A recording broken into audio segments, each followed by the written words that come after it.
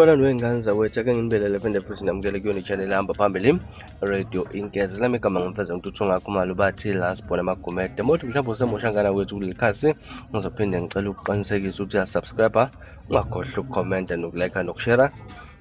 Okuyikhona okukhulu kunakho konke. Wengane zakwethu udaba engifisa silibheke, udaba esike sakhuluma ngalo, udaba oluthindiwayo umlengisi uWozalo laphana ungumfundisi uWozalo insizwa laphana ke dume ngelika Mdleje ke laphana ngana kwethu. Kusekhumbuleke ukuthi le nsizwa sike sakhuluma ngayo ukuthi sobishini njengoba ke isalingana lutho yadlela konke ayinakho ngenxa yokungena shiqe ezikweletini laphana. Ichaze kakhulu ke ukuthi indima bakuyindima ezokulingisa, indima enzima kakhulu laphana. La bantu mabekubona bazibonela umuntu ophezulu le-celebrity ke laphana, kade abazi ukuthi kuphi obhekene nakho nanokuthi iziphi inkinga obhekene nazo. Ichazile ke letsizwe ukuthi ke laphana imali iba khona laphana ke mangabe ku-actwa laphana nje ulenganiswa ngokuthi yena bekade hola imali engango 50,000, kodwa ke kulo 50,000 kusamele laphana khokheli agency ke laphana u25%.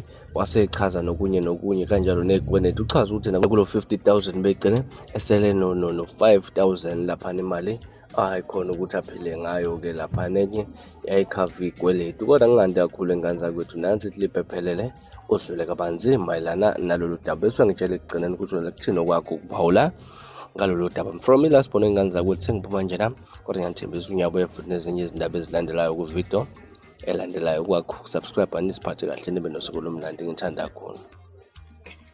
Ngokomthetho asikhokhela mhlambe laba abadlala phambili kube u50,000 ngenyanga. U50,000 wena ungabona isizumbulu semali 50,000. Lo 50,000 ngesingisi bayibiza ukuthi i-gross. It's like u-taxman akakathathi i-tax yakhe, siyakhokha intela nathi lo 25% kumele simkhokhe. Now mhlambe une-agent, i-agent izothatha 25%. U-SARS umethatha 25% wakhe, like umusuhlanganisa lobo 25% ababili seku-50%. Usuthola u-half. Nakhona njengoba bengithe kuseyi-gross, ma uSARS esethathe lo 25% wakhe, mina ke bengiyaye ngisale ngo-37,500. 37,500 from 50,000. Ngisabale i-25% ka-SARS. Ngineyikweleti, nginama-insurance, nginama-funeral cover, kumele ngithumele imali. Umabe bekade ngimshiya yedwa la endlini, undodakazi bekade eseku-grade 8. Kumele ngithumele imali ekupheleni kwenyanga ke indodakazi. Ama-order ikweleti bengikade ngiba nazo ngenyanga bezifika ku-32,000. Ukuthi kulo 37,000 esengisele naye base ngikhipha ke manje lo 32,000 sengisele ngo-5,000.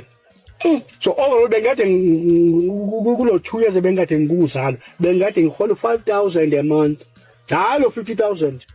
Mhlambe abantu abazi ukuthi ngiyafona ayikho imali for thina amaciko.